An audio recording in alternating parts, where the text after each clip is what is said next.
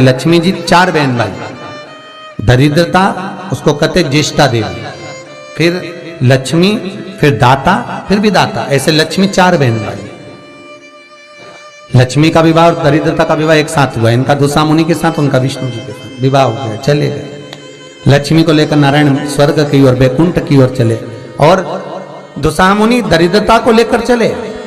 जैसे ही अपने आश्रम में प्रवेश करने लगे तो दरवाजे पर ही दरिद्रता देवी को अंदर यज्ञ हो रहा था, पूजन हो रही थी, उसकी सुगंध उसको प्राप्त हुई तो वो भागी, 1 मिनट ना रुकी और दौड़ कर गई और पीपल के वृक्ष के नीचे बैठ गई दरिद्रता देवी। जब पीपल के पेड़ के नीचे दरिद्रता बैठ गई, दुसा मुनि ने कहा चलती क्यों नहीं हो अंदर, मैं नहीं जा सकती, पहले यज्ञ बंद करवाओ, पूजन बंद। दरिद्रता कहती है मैं वहां रहती हूं जहां पूजन नहीं होती, मैं वहां रहती हूं जहां दिया नहीं जलाया जाता। दरिद्रता कहती है मैं वहां रहती हूं जहां पर पूजन पाठ अनुष्ठान यज्ञ पूजन कुछ ना हो, वहां ये दरिद्रता रहती। बंद करवा। दुसा मुनि बोले ये तो कभी बंद नहीं होगा, तो कह मैं जाऊंगी नहीं, पीपल के पेड़ के नीचे बैठी। दुस्साह मुनि के मन में आ गया, बताओ मेरी पत्नी मेरे घर में नहीं रहो, पीपल के नीचे रहे तो अच्छा लगेगा। दुस्साह मुनि गए दुर्वासा बाबा के पास पूछने के लिए।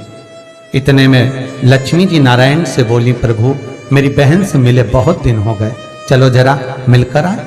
भगवान गए तो लक्ष्मी जी मिठाई का डब्बा ले ए ज्येष्ठा दीदी तेरे लिए कुछ लाई हूं। ज्येष्ठा ने जो डब्बा खोला तो मिठाई का। क्रोध आ गया दरिद्रता को, हरी लक्ष्मी तुम मेरी बहन होकर तुझे ये नहीं मालूम कि मुझे क्या प्रिय और क्या प्रिय। तुझे मालूम है ना कि मुझे खट्टा और तीखा पसंद है, और तू लेकर मीठा आ रही है, फेंक दिया मिठाई का डब्बा, मेरे लिए खट्टा और तीखा लेकर आना था। लक्ष्मी जी बोली जी जी अब तेरी शादी हो गई, मैं समझी कि तब तो मीठा खाएगी, अब क्या मालूम था कि अभी भी खट्टा और तीखा खाएगी, फेंक दी। महाराज ये दोनों बहन का विवाह एक साथ हुआ है, इसलिए आज भी दोनों बहन प्रतिदिन घूमने के लिए एक साथ निकलती है। और हमारा शिव महापुराण का चरित्र, विष्णु पुराण का चरित्र, स्कंद पुराण का चरित्र कथा कहती है कि दरिद्रता हमारे घर में प्रवेश ना करे, इसलिए दरवाजे पर नींबू और मिर्ची को टांगा जाता है, जिससे दरिद्रता देवी बाहर की बाहर खाकर चली जाती है, और मिठाई का डब्बा अंदर रखा जाता है, जिससे लक्ष्मी अंदर प्रवेश कर जाती है। मिठाई घर के अंदर और दरिद्रता के लिए नींबू मिर्ची बाहर। ये बात प्रवेश ना चाहिए।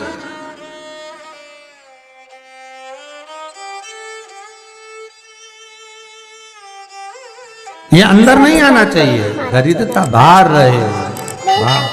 ताकि आप अपडेटेड रहें हमारे हर एक वीडियो से। भगवान विष्णु कहते हैं दरिद्रता। आज शनिवार का दिन है, जिस दिन तुमने हमारा लक्ष्मी के साथ दर्शन किया है इस पीपल के पेड़ के नीचे।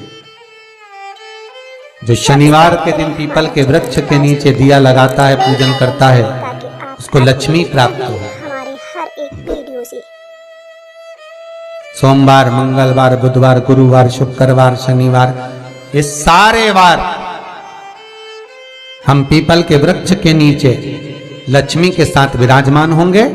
दरिद्रता बोली वाह नारायण वाह, सब्सक्राइब करें हमारे मेरे दरवाजे पर आए और कहते हो कि मैं लक्ष्मी के साथ विराजमान होऊंगा।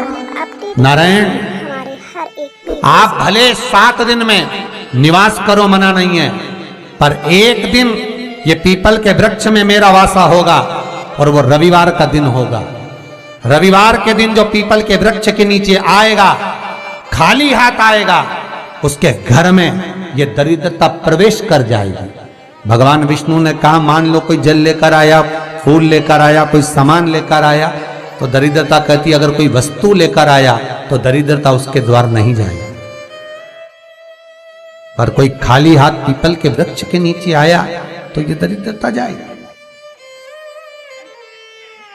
आज भी नियम है महाराज, पीपल का वृक्ष अगर दीवालों पर लग गया, कहीं लग गया, नहीं उखड़ रहा, बार बार उखाड़ा फिर लग जाता, फिर उखाड़ो फिर लग जाता, तो रविवार के दिन एक नींबू को काटकर मिर्ची के साथ में उस पेड़ के नीचे रख दो और रविवार के दिन फिर उसको उखाड़ दो, कहीं ले जाकर लगवा दो, तब वो वृक्ष फिर वापस नहीं लगता।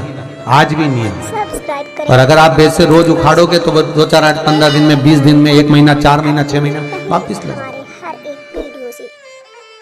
वापस वहीं विराजमान है। पर नींबू कटा हुआ अगर रख दिया और मिर्ची रख दी और उसके बाद उसको उखाड़ा और कहीं ले जाकर लगा दिया आपने, फिर वो नहीं। सब्सक्राइब करें हमारा चैनल वास्तु फैक्ट। दरिद्रता आइकन विराजमान है। अपडेटेड रहिए। भगवान विष्णु लक्ष्मी से कहते हैं, लक्ष्मी ये पीपल का वृक्ष है, जिस वृक्ष के नीचे भगवान शिव का ही एक कपिल अवतार, पिपलेश्वर अवतार। सब्सक्राइब करें हमारा चैनल वास्तु फैक्ट भगवान शिव का एक स्वरूप, ताकि आप अपडेटेड रहें हमारे हर एक वीडियो से। जो कि स्वयं दधीची ऋषि की धर्मपत्नी सुभार्च के गर्भ से भगवान का एक आनंदमय ज्ञान मुद्रा का स्वरूप उत्पन्न होगा, जिसका नाम पिपलाद होगा। वो यही पीपल के वृक्ष के नीचे निवास करेगा।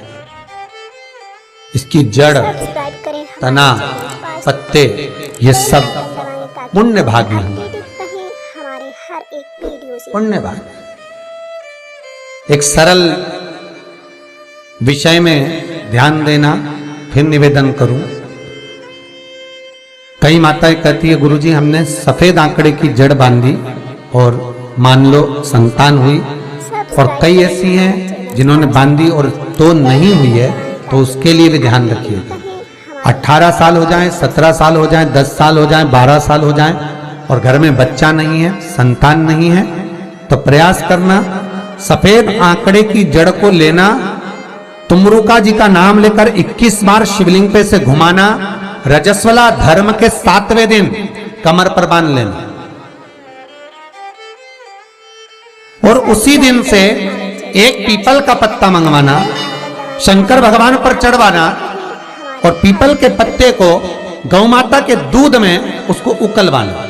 ठीक है, उकलवाकर ठंडा करवाकर पत्ते को बाहर ठंडा करने में डाल देना। दूध जब ठंडा हो जाए, हथेली पर उस गिलास को रखना और भगवान शिव का तुमरुका जी का नाम लेकर उसको पीना चालू कर देना। लगभग 8 दिन 15 दिन उस दूध का पान कर कर फिर विश्राम करें। मारो, संतान की प्राप्ति अवश्य हो, संतान अवश्य प्राप्त हो। पीपल के वृक्ष में स्वयं मेरे भगवान शिव आनंद वास निवास करते हैं। बाबा भोलेनाथ स्वतः निवास कर रहे हैं। केवल एक पीपल के वृक्ष में कितना सुंदर लिखा पद्म पुराण में कि 52,000 ब्राह्मण का एक साथ निवास पीपल के वृक्ष में होता है। एक साथ में हमारे हर एक वीडियो से। 52,000 ब्राह्मण का एक साथ निवास पीपल के वृक्ष में है। और महाराज वट वृक्ष में भगवान ब्रह्मा का तो निवास है ही, पर वट वृक्ष में योगिनियों का निवास भी है। जैसे नीम के वृक्ष में भी योगिनियों का निवास होता है, वट वृक्ष में भी। ये 2 पेड़ जो ऐसे होते हैं, नीम का पेड़ और बड़ का पेड़, ये कहीं पर भी लगे हों, इसके पास में से आप जब निकल कर जाएंगे तो आपको थोड़ा सा मन में हल्का सा भय सा लगेगा। 2 वृक्ष से, एक नीम का, एक बड़ का। बट वृक्ष, बड़ का पेड़ और नीम का पेड़। जब बड़ वृक्ष के साथ में पास में से आप निकल कर जाएंगे, या अंधेरा है या शाम का समय, आप बड़ वृक्ष के करीब में से निकल कर जा रहे हैं, तो थोड़ा सा मन में एक सा लगेगा जैसे कोई बैठा है, कोई देख रहा है। भगवान शिव का करें हमारा चैनल वास्तु फैक्ट। महाराज बेल आइकन दबाएं ताकि आप अपडेटेड रहें। फिर निवेदन करा, आगे जो चरित्र कहा बाबा का, उसी तरह बेलपत्री का जो वृक्ष होता है, उसकी जो जड़ होती है वह भी पूज्य है, भगवान शिव का ही स्वरूप है, भगवान शंकर का ही।